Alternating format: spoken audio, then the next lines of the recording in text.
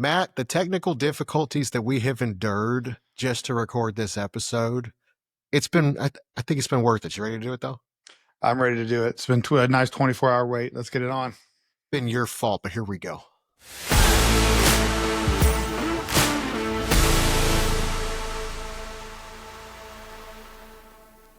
I'm not taking all the blame for this, just so that you know. I'm not taking all the blame for this. First of all, I blame you and I blame Eric for this whole Mac situation. That is the first thing.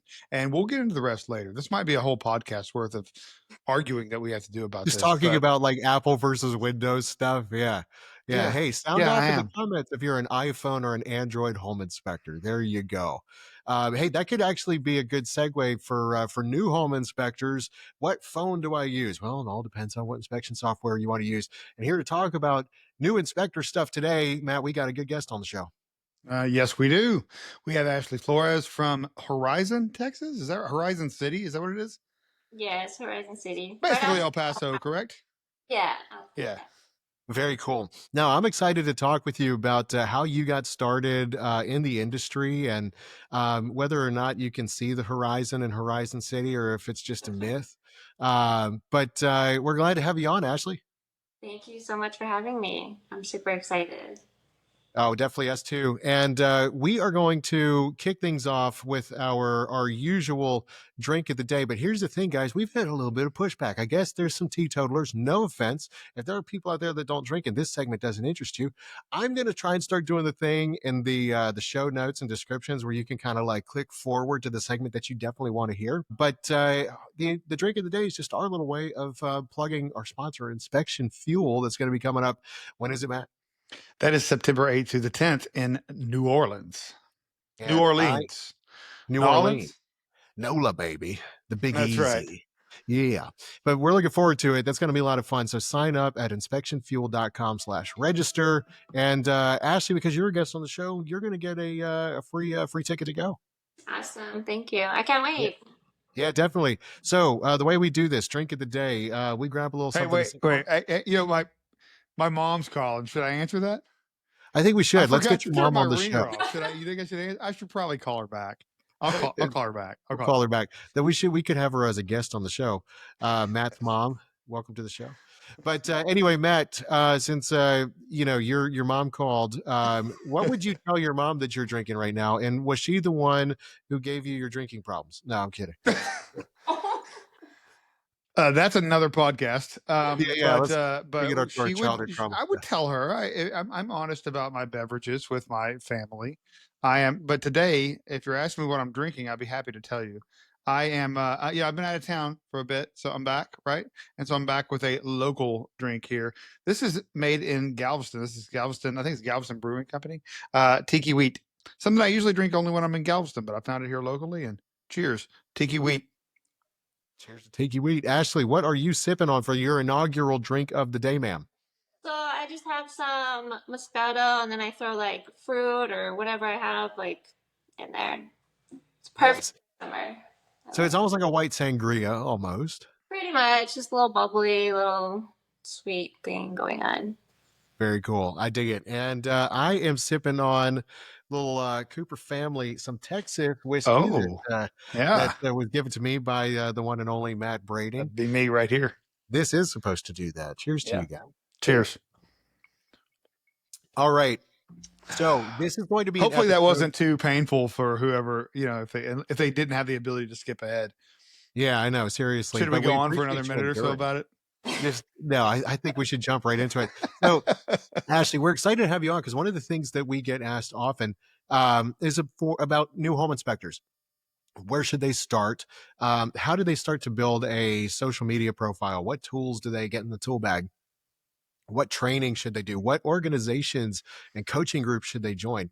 And you have gone through the ringer on all of these things. So not only is it awesome to highlight a woman in the industry, but also one that's kind of been through a lot of the paces that new inspectors are going to be looking to go through as well. Thank you. Yeah, I've been through it all. I think I've been in every group and every coaching program. So I've definitely tried it all and keep learning more and more. Now, what brought you to the industry and what did you kind of do before? And how long have you been in business? Well, before I was a stay-at-home mom and I wanted to get back into doing something, but I didn't know what. So I kind of was just looking around and came across this, and I was like, okay, I'm pretty good at learning systems and I'm very detail oriented. And I just kind of stuck with it, looked into it, and I was like, I can do this. So I signed up for school, went to school, got all my licensing done, and that's it. Where did you get your training for licensing? ATI. Nice, good stuff. I've heard really good things about them. I did mine through Internachi, but what was your experience with ATI? ATI is really good. And I did ATI a couple years ago, and I was like during more than a couple years ago, like during COVID time. So a lot Yeah. of it was online and a Do they little. have a local facility like you could take on in-person classes if it was open? They do at certain Oh, areas. awesome. Um, because I know there's Florida, there's Texas, and they have one Mhm. specific for each state because Right. Texas hard. Yeah. So um, they break it down. I think your class is basically for your state, and you learn that way. And it was very informative. They take you through everything, and give you all the things to study and just learn from the ground up. No, that's fantastic. But what drew you to home inspections in general? I mean, were you familiar with it prior to that? Did you have any exposure to it? Or what's kind of your story there? I didn't really have any prior experience with it at all. I just kind of winged it, really. I was like, okay, I can totally do this. I can do this. As you get licensed and everything as a new inspector out there in the El Paso area, like how did you go about trying to get business? Was that where the training came in? Did they help you with that? Did IB help you with that? How were you able to acquire business? Customer acquisition is very difficult for new inspectors that have their own business. That is probably one of the biggest hurdles. I think that's probably the reason why we have a lot of fallout. We got a lot of license numbers, but we Mhm. got a lot less inspectors than that. So, how did you go about, getting business? So from schooling, I did a little on my own, little try on error. It is very hard. It is Mhm. very hard to stay motivated, to keep going, especially when you're in a competitive market and there's a lot of inspectors around. And our city's not huge, so people use who they use. Um, then I joined IEB, and they really filled in a lot of gaps. So the gaps from school to actually starting your business, IEB helped immensely, giving you Really? little big tips. Yes, and they have like a full course, but then they have like all the live things. I was like more of a lurker in the live ones because I'm just kind of like shy and I was new, but so informative and it's so helpful. So So I'm assuming Mark walked you through if he was doing the class, his whole process of setting up your 5-3-1 year plan for your business, as far as coming up with your business purpose and your vision statement and mission and all of that. mhm. How did that process play out for you? And what's kind of like the why behind your business? It really helps you, especially when you've been doing it a while, remember what you're doing it for and get your focus clear on how you want to grow, how you want to build, and why. Like some people just want to home inspect to be a solo inspector and continue doing that. Other people want to grow and build. So it's a good way to figure out what your goals are and where you want to go from there. And they have multiple courses on that. So, when did you get licensed, and how long have you been active inspecting? I think I got licensed in 2023. Okay. I've really been active probably like the last 6 months, really active. What's your workload look like? I usually I'm about at one a day. Sometimes I have Okay, two. that's good. Uh, That's really good. Yeah, for 6 months in, that's really good. it's been steadily growing, steadily growing. So as long as I'm growing, I'm good. So, out there in that area, like, I mean, I don't know what there is in terms of like new development because, like you said, it's a small area. I know that there's some military bases out there. Is there any?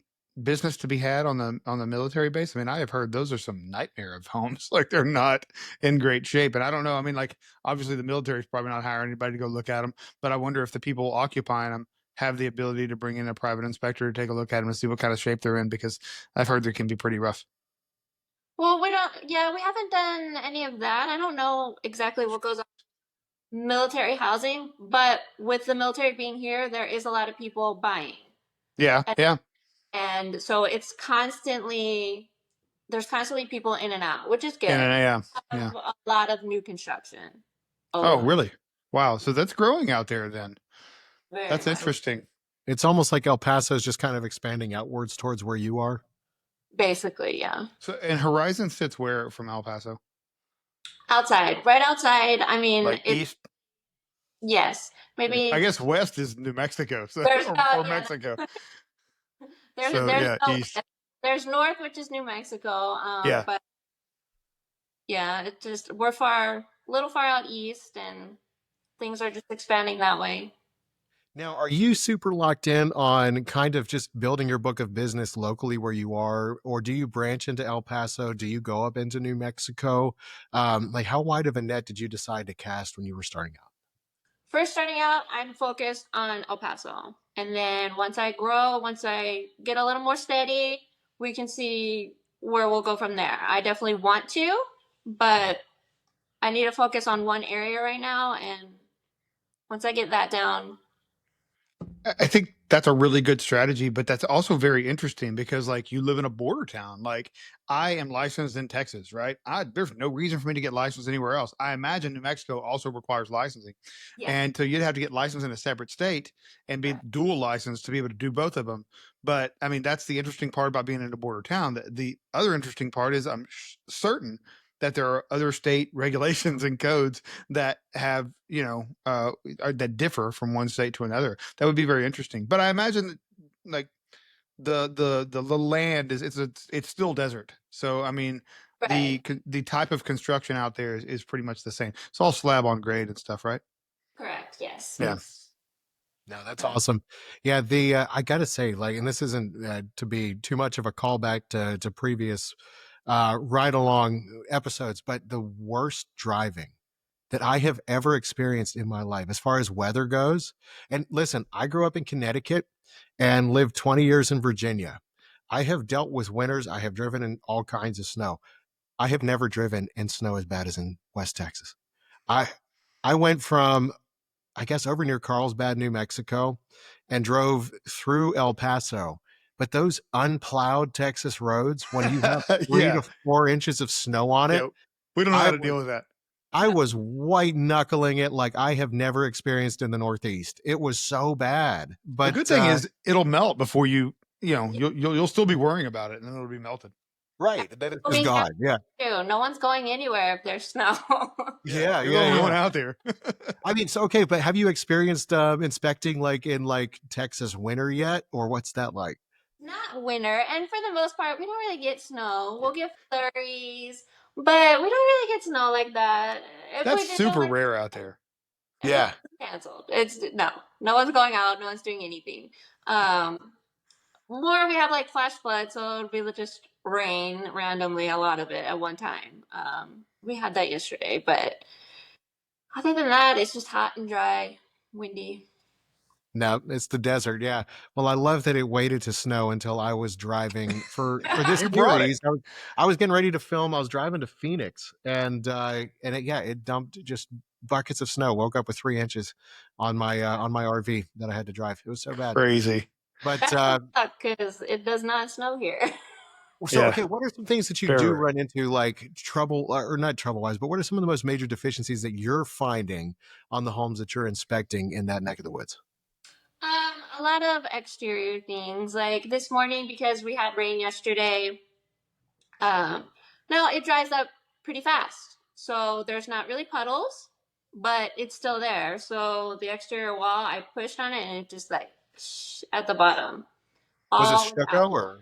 Yes, everything There's a pretty much lot of stucco out there. I can stucco. imagine that like with it being like dry for a long time, like long periods, and it's not really a wet climate. And so like here, whenever they put stucco in, which I don't even think they should use here, but whenever they do put stucco out here in the Houston area, I mean, if it's done right, then it can be okay. But I mean, if it's not, and it usually isn't, it can be very problematic. But out there where it's a very dry climate, I can see like them putting it up and very haphazardly putting it up because they don't really have to worry about the moisture, like not humidity. They don't have to worry about rain because that's just not really a big thing. So then when it does happen, we probably have like stucco in contact with the ground and all kinds Yeah. of weird stuff. Yes. I can see that being the case because they just don't think they have to worry about it until they have to worry about it. Right. And then a lot of it is sand here. So the Mhm. grade moves a lot. And then you have water sitting next to the wall, and it's not good. Very, So very interesting. Definitely not. Now, starting out as a new inspector, what are some of the biggest things in your first 6 months that you've learned? And what would be like, let's say, your top 5 tips to other inspectors that are just starting out and trying to get their legs under them? I would say first you want to like make sure you get your processes down. Um, it seems simple, but when you're in it, I think it can be very overwhelming when you're new. You know, your first couple inspections, you're like, oh, okay, I gotta, you know what to do, but then you have to execute it. So it's about getting that down and getting into routine. And for me, what kind of throws me off sometimes is when the client is there too. So they're asking questions, and then you have to focus on remembering because it's not ingrained in you yet. You have to remember your process while answering questions and entertaining and keeping everyone happy. That for me has been a little rough. And then like staying motivated. Motivated is hard. I think for being in your market and having ups and downs, some weeks you have a lot and you're like, yes, this is it, this is great, and everything's up, and then you're like, oh, I only got 3 or 4 inspections this week. Okay, so just keeping momentum and staying positive and keep trying everything. Yeah, it can really be feast or famine, especially in the beginning, in terms of how business comes in. I like that you talk about like with the client being there. Like, of course, me and Brad have differing opinions on that, but I won't go down that road because. But I do think like, especially in the beginning, like you said, I mean, look, even whenever I was starting out, like I might know the answer, but it's not just like right here where I can pull it out right away. Sometimes I have to think about it. Sometimes I might want to look through a book, but you know what? Like I don't like the whole term "fake it till you make it," but I mean, like and I think what we really have to understand, especially whenever we're new inspectors, and anybody out there, actually even seasoned inspectors. I was talking to somebody about this today. We don't know everything, and I think we need to, as long as we know that we don't know everything, if we can present what we do know and what we and even what we don't know in a real assertive way, and that's still difficult as a new inspector because like you want to, exude confidence. People are putting their confidence in you. Like you want to, deliver that. And so somehow you have to deliver that even when you're not exactly 100% sure of yourself. It's challenging. But that's, if you can get that down, you will grow. Yeah, I think it is a balance, and you want to do the best, and you want to know everything. And I'm not afraid to be like, I want to look that up for you. Like I want to Yeah. or that I'm giving you the proper information. I think it might be this, but I'm gonna double check it for you and let you know. I Yep. think that's most important. I did that a lot. A lot Whenever I going was out there new, for sure. I would tell them, hey, let me. I'm pretty sure I know the answer to this, but I want to be certain before I tell you. So just let me look it up. I'll get back to you. Ashleigh, I want to come back to your statement about staying motivated because Mark Hummel had a great quote. He's the head of IEB. Um, he said basically the most successful people are not the ones that are the most excited always about what they're doing. It's the ones that are the most persistent, the ones that stick it out when it gets boring, right? So, or when it gets challenging, or when you feel like giving up.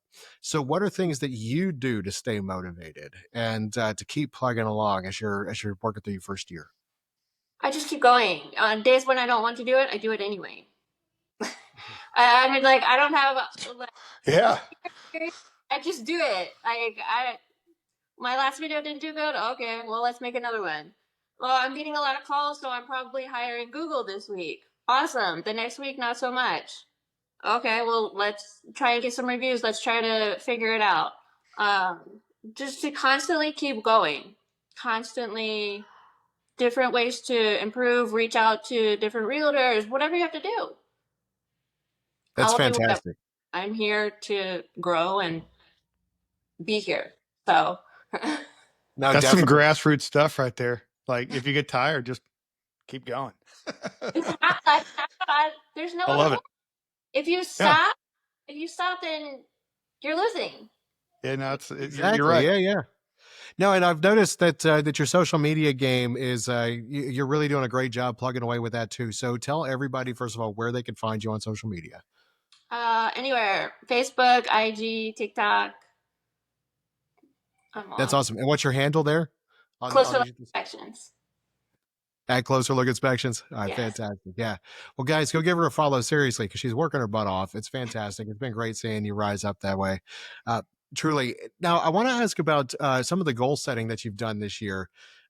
As you've been kind of planning and building your processes and your systems for your company, how did you go about like the KPI process and what does that look like for you? What are some goals that you have closing out the second half of the year? My goals are to be more consistent with everything. I want to have a better set schedule and make more connections and just be a little more steady for right now. That's my goal right now. Yeah, yeah. What did you say? KPI? Yeah, key performance indicators. I've Yeah, never like heard that before. oh, you never like well, okay, like you don't have so all right, for those of Man, you that I just plow through everything. Okay. there you I go. just That's it. plow Hey, right more through inspections, everything. more That is, money. That's it. that's the best way I can describe what I do. I don't have acronyms for what I do. It's plow through everything. So for those watching, if you don't have KPIs, those are key performance indicators. Those can be goals, numerical, tangible goals that you set that are kind of benchmarks that you want to achieve in a certain period, right? Say, so when I started out, I wanted to make six figures. I knew that my base fee was going to be such and such an amount. That meant that I had to take the total that I wanted to earn before taxes and then divide that by the average fee, the average inspection fee, which would give me the number of inspections that I needed to do. Then I can break that down by quarter. I could break that down by month, and then that would kind of give me an idea as to what kind of numbers I need to be putting up or growing toward and progressing toward, which would kind of give me an indication of how I was doing, right? And of course, it all comes down to bottom line, but it's something to think about in terms of if you really want to lock in on knowing your numbers. But I mean, Matt, is there a system that you put in place for kind of reviewing things like that as you've been growing Uh, at this edge? Plow through everything. No, I mean, no, I mean, like, it's interesting to me to hear you say that. I mean, like, because to think of like what potential I could unlock, by having some KPIs, like, I don't know. No, I mean, not really. I mean, don't get me wrong. Like, there have been times where I have set goals for myself more like on a much smaller scale. Maybe it's a number that I wanted to get to in terms of revenue for a month or a number of inspections. But I mean, like, I just no. I mean, for the longest time, I was a single man operation.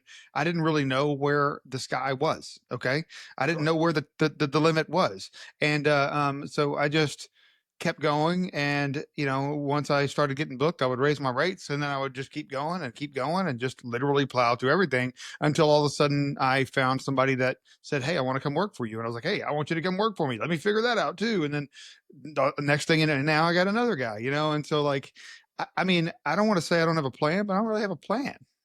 Yeah. You just been going for it, man. Yeah.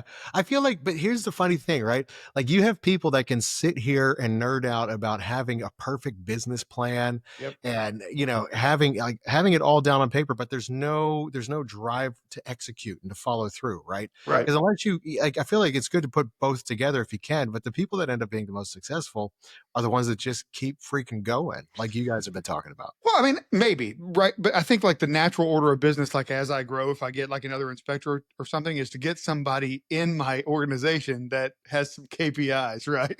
And they start figuring out how to adjust things to work towards those goals. So that way I can keep plowing through everything and they can just kind of keep me in the rut, Right. in the little plow, whatever you call that, Well, they here's the keep interesting me in thing. line. not everybody's going to have your work ethic, right? They might be a good inspector, but they might not be willing to, like, cause I've run into this. There's inspectors that just don't want to market, right? They want a company, they want to join a franchise that's going to do all of it for them. But they don't want to actually, all they want to do is show up on the job site and do the job, but they don't necessarily know how to go get the job. You Yeah. know how to do both. So it's like, I feel like in making a case for KPIs and really tracking and knowing your numbers, that can really make even more sense when you're having to focus on how well is this particular employee performing, right? Right. Because then you're kind of giving him benchmarks, especially if Sure. it's not somebody that's naturally motivated. Yeah, it could But be a motivator for sure. I think yeah, yeah, I can see that. I can see that. I've never thought about it in those terms, but I mean, it can be a motivator. I can see yeah. that. I Ashley, think is there anything that you've done in that sense? too. What's that? But Say one more time. I think there's a lot of variables when you're starting out too. So sticking to an exact plan sounds good, but in the beginning when things are up and down and all over the place, it can be a little discouraging to be like, well, I wanted to be here and how do I get here? But so I think it can be a little discouraging when you're starting out. I think Well, that's 100% true, especially for the single person operation. yeah, Like, you need to be able to go with the flow, right? And so I mean, like, there's, like I say, it's feast or famine. And so, like, if you get 10 inspections in a week, like, you can't think that every week's going to be like that. And you have to figure out ways to pivot and have ways to work with what you've got. And I think you really have to adapt a lot. Sometimes that adaptation might be doing inspections that you don't exactly aren't thrilled about doing, like maybe a location that you're not thrilled about going to, or maybe a type of home that you're like, I don't know, I really don't like doing that. These days, I'm busy enough that I can say, that's not the area I service, or I don't do that type of house, or something like that. I could say those things, but when I was newer, Hey, it yeah, wasn't the case at all. well, you're also kind of setting a benchmark, right, Ashley, where it's like this year's kind of going to kind of be like, okay, we've got our systems in place, we've got a baseline for operation for 1 year. How do we beat that next year? So I feel like it's good to give yourself grace on that one too, in a sense. So yeah. I think a year is a good timeline to really a year even look at things, how they've grown, what's worked, what hasn't worked, and go from there. no, that's fantastic. No, year two is a fun one. It's where you kind of like can sit down at the end of the year, evaluate, but then you start to see trends, and I feel like trends are very area specific sometimes.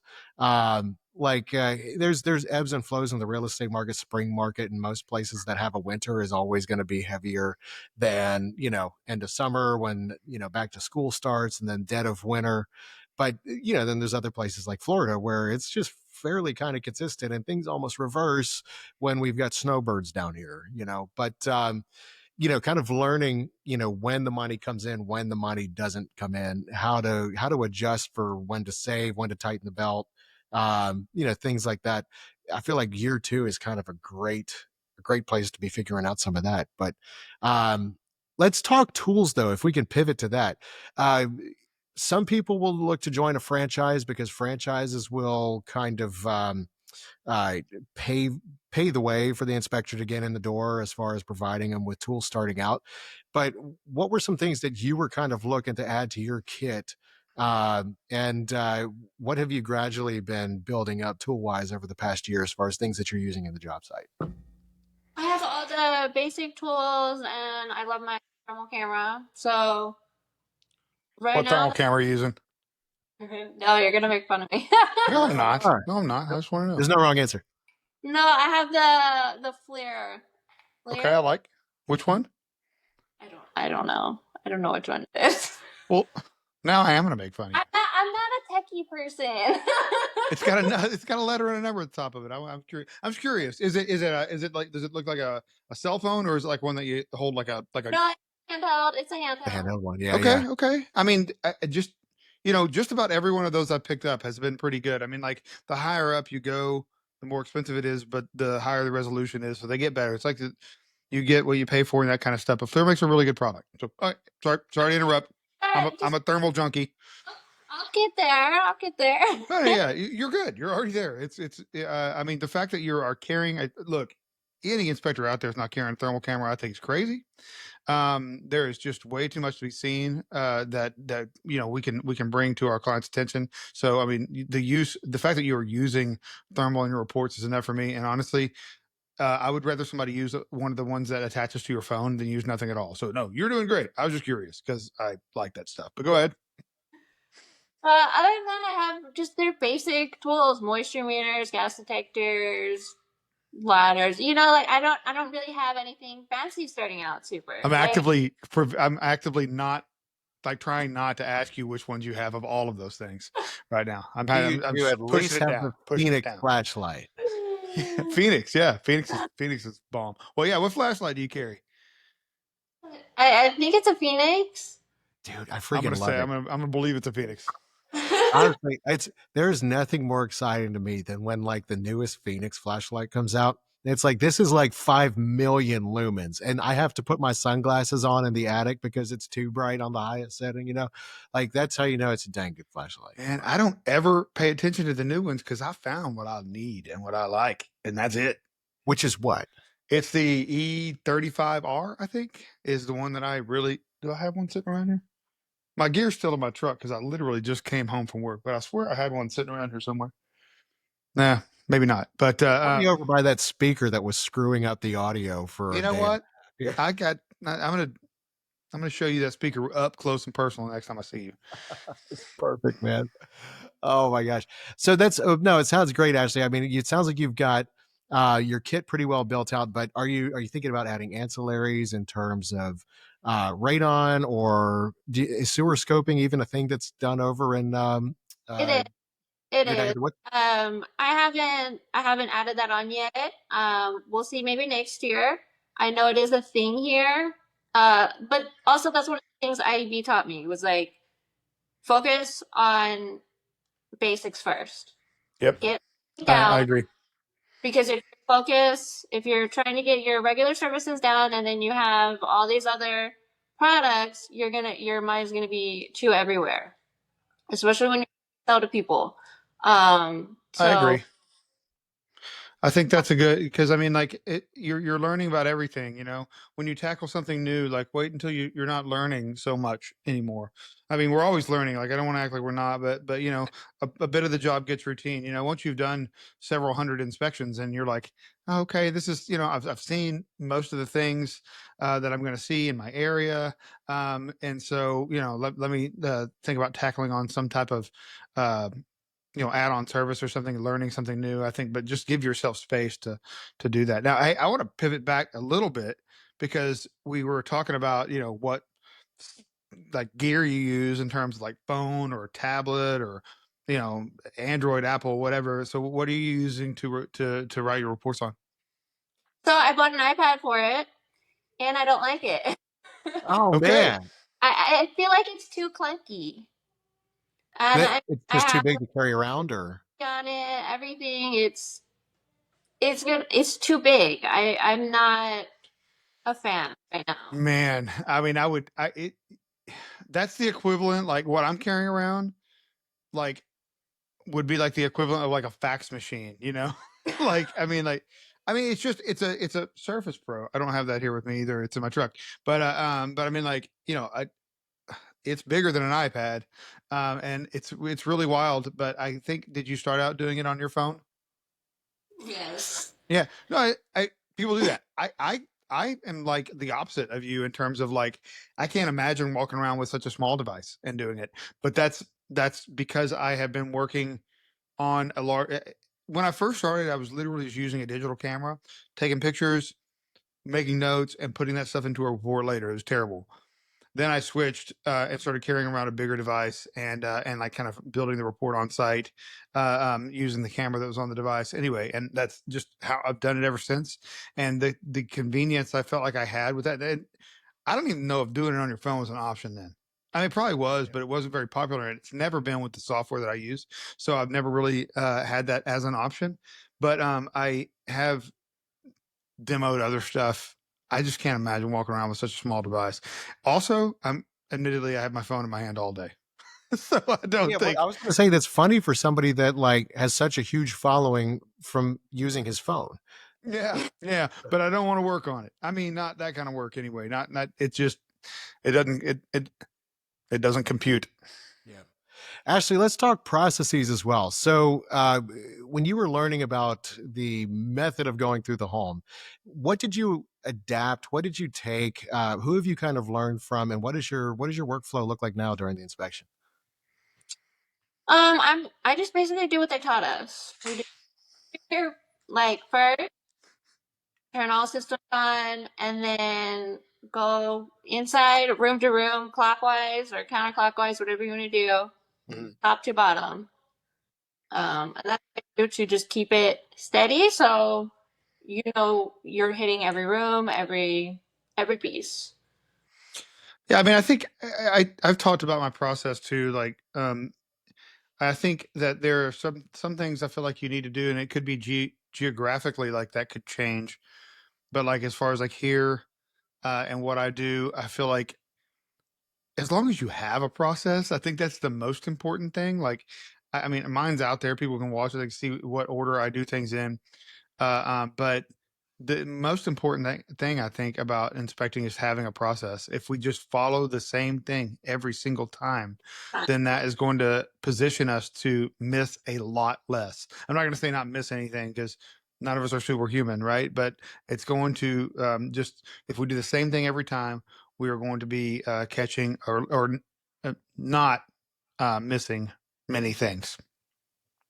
I Yeah, agree. definitely. Now, the other thing we got to talk about too, because we've talked about this at Internachi conference, one of our best performing episodes, we were talking about inspection vehicles. And so we got to know, what do you drive? What are you driving from the job site from one place to the next? And there's no wrong answer here. I have a Kia 5. There you go. No, that's I, awesome. Yeah. I, Which, I, I which, didn't, I couldn't tell which direction that was going to go. Everything fits. I can get ladders. I can get all my tools. It all works. yep. We've talked to people that drive Chevy Sonics, that drive Ford Focus STs, trucks, Mini Coopers. So, what made you pick that? Did you already have it before starting, or you got that specifically for the job? So it's just what I had to work with. So I'm working with it, and it works. Yeah. That's perfect. I mean, I admittedly have considered it. Like after seeing inspectors that go around with a hatchback, I mean, I'm I am a Texas boy, okay, and like we drive trucks out here. I mean, it just Here too. So I'm yeah, not. I know, You but know, but I mean, like I was a truck driver well before this came in. Like I drove trucks before I became an inspector. That's just how it's kind of always been, and so it was just it. I didn't change it. For, it's what I had, right? I guess so. I guess it's what I had. But I do see the benefit in it, especially like gas mileage and things. I see the benefit in it, and admittedly, I will tell you this. Werner, everyone know the ladder company Werner? They were awesome enough to send me a telescoping ladder not too long ago. Ooh, 12 is and that a a half newer one? foot brand new thing for them. Um, it's literally 30 pounds, which I don't know. Do you use a telescoping? Either one of you use a telescoping ladder? Mhm. I was using one before. It was a 12 and a half foot as well. It was 20 pounds. And that 10 pounds, I know it doesn't sound like a lot, but it makes a big difference whenever you're carrying that thing around with heat, or oftentimes like I'm carrying it up a ladder to get up on top of a roof. But I will say that I have been going and I've been carrying a little giant ladder since I started inspecting, and it's in the back of my truck. But that tailgate has been up, and I've been going to the back seat to grab my Werner telescoping ladder. I really do like it. It feels and it's much more stable than the other one that I had, Okay. and it operates a whole lot better. And so I will say that like I have had less of a need for a truck lately because I keep going for that ladder if I can. It's got to be a situation where, because my little giant obviously goes to like 22 feet. This one only goes 12 and a half. So I mean, like if it'll reach it, I'm going and grabbing that thing. It's a lot That's why easier to I carry like around. my extended climb, man. Yeah. yeah, I Which haven't. one? But if I might check out that Warner if it's lighter because it does heavy. Well, I So don't know. I don't know which one you're carrying, but I mean, check the weight I on have yours. What's that? one. I Which have one? one of the professional ones that everyone was like, "Get this one," and I'm like, "Okay." So I've got the one I had before, and I still have it. Is it's a Amazon special. It's made by some company called Yvonne or something. It was fine. It worked. It's been working for years. There's nothing actually wrong with it at all. But I will say that the Werner just feels a lot sturdier, and I feel better on it, which I'm surprised by because I've never liked telescoping ladders for that reason. But this thing actually feels like a good ladder. But I mean, it's heavy in comparison. But that's the only. I mean, if you call that a downfall, I mean, it's heavy, but it's probably heavier duty as well. That's why I like my extended climb. It's not overly heavy, but it still feels extremely secure when I'm on it. Yeah. True story. So I had the 12 and a half foot extended climb originally in a previous married life. And my wife at the time, I went to Sherwin-Williams, saw this and bought it. She looks at our bank statement and goes, so what did you buy at Sherwin-Williams? And she's like, this was like $250. I said, oh, it was this ladder because I had a Werner folding ladder. And I was like, I let my brother borrow it and I had this home inspection. So I just decided to pick up this new telescoping ladder. She goes, take it back. We don't need it. And so then a few days later, she goes, excuse me, babe, what's this other charge from Sherwin Williams? And I was like, well, I did exactly what I told you I would do. I took the ladder back and then I got the bigger one. Well, and then that wasn't why we got divorced, but that's what you claim. Yeah, right, Maybe right. for That her. Might have been how the fight started, though. So if Werner is listening, these two fine home inspectors here would love to try out your telescoping ladder. By the way, I think it's awesome. I think that would be a fantastic video that we should do, is comparing different telescoping ladders. That'd be pretty cool. I can compare two of them right now. One of them I got is garbage, and one of them is awesome. There you go. It's easy. God. Oh my gosh, I love it. All right, Ashleigh, what is the for other inspectors that are trying to close out the year strong, what's your biggest piece of advice to them? I would just say stay consistent. I don't really have anything else. Like, be consistent, go hard, and do everything. And it doesn't matter what day it is. It doesn't matter what time it is. Advertise all the time. Plow through. Exactly. That's the only way you're going to get anywhere. The only way. You have to build the trust. You have to build trust. I mean, it really is that, though. I mean, I don't think you can put it any other way. This is a tough business to gain traction in for the first couple of years as a single inspector operation. If you're not working for a firm that can provide you with business, it is just tough to get people to want to call you. Yes. You don't have a portfolio of work to show them. You don't have reviews to show them, or a lot of them, or whatever it is. It even feels better whenever silly little goals, like once you've done like 200 inspections, like you can tell people, like, in all honesty, like, I've done hundreds of inspections, and that sounds good, Yeah. I mean, it was just under 200 inspections yesterday, but it doesn't matter. You can say you've done hundreds of inspections. Like, little goals like that, I feel like, really get you where you need to be to just kind of keep plowing through, like setting little goals like that. Is that the TP eyes or whatever? Is that, did I say it right? TPIs? Yes. Is that a a great TPI? TPI. I don't even remember what it stands for anymore. Yep. That's it. Toilet paper indicator, key performance indicator. That's what I thought. Yep. That's what I thought. That's it. You got it. I love it. Well, seriously, Ashleigh, this has been fantastic. We've loved having you on the show. Seriously, looking forward, hopefully, to seeing you at Inspection Fuel. If you can make it, it'd be fantastic to see you there. Truly. Hey, before we close things out, there is something I'd like to say. Because we got some feedback. We did get some feedback. There have been a lot of people come in on the comments on the last episode, which was great. It was the one where we talked to John Bolton about PECs and disclaimers and all that stuff. But and I'm not going to go into too much of any of that. We already did an episode on that, right? But somebody did reach out to me. They sent me an email, and we had a quick phone conversation about it. And so his name was Mickey. Thanks, Mickey, for reaching out. Really appreciate the support. It just lets us know people are paying attention. It doesn't matter whether you agree or you disagree. We like to hear it all. That's what we're here for. Not everyone's going to agree. If we all agree, it'd be a boring show. No, truly. And I love that he commented and actually freaking reached out to you. That Yeah. was awesome. Yeah. We've got a way that you guys can reach out to us. You can actually go, we've got a website now for the show. It's called theridealong.show. And if you go there, you can leave a voicemail. And so you can actually talk to us directly. If you've got thoughts, we want to hear them. And especially for new inspectors or people that are fresh out of kind of like, man, I remember that first year of inspecting and how tough it was.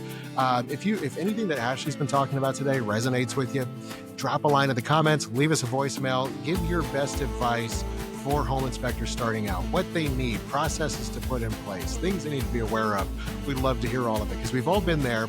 And if there's anything that we want to be on the show, it's helpful to everybody. So That's right. And sign up for the newsletter. Sign up for the newsletter as well. It's going to be in the show notes down below. So truly, Ashleigh, thank you so much again for being here. This has been fantastic. We appreciate you. Yeah. Thank you so much. And where can everybody follow you again? Closer Look Inspections.